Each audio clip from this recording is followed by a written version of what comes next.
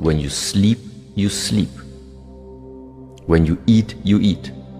When you talk, you talk. When you work, you work. But nowadays, people work and they think about eating. People eat and they think about sleeping. People sleep and they think about working. So there's something not aligned. See, so there is no synchronicity. You are here, but actually something else is there. And this is not how it's supposed to be. Being present means you sleep, you sleep. You talk, you talk. You eat, you eat. You walk, you walk. You drive, you drive. You listen, you listen. This is ultimately where all of this journey goes. And then the amount of sleep is not so important, but the recovery rate is very, very different.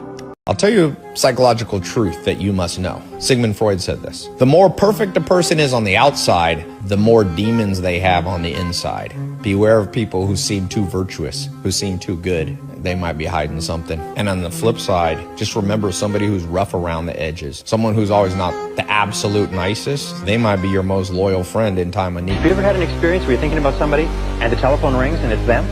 Have you ever had an experience where you phone somebody else and they say, we were just talking about you? It just leaps into your mind? Have you ever had an experience when you're in tune with your husband or wife and you think, you know, I'd like to go out to dinner at such and such a place tonight, and you call home and they will say, why don't we go out to dinner at such and such a place? These are all examples of this law of attraction. The law of attraction is considered by many to be one of the most important laws of human existence. In this, you will always attract to yourself, positive or negative, people and circumstances that harmonize with your dominant thoughts. That whatever you're thinking on a continuing basis, you're attracting into your life. You're drawing it into your life like a magnet. That's why it's so important that you keep your thoughts on what you want, keep your thoughts on what you desire, and keep your thoughts off of what you don't want.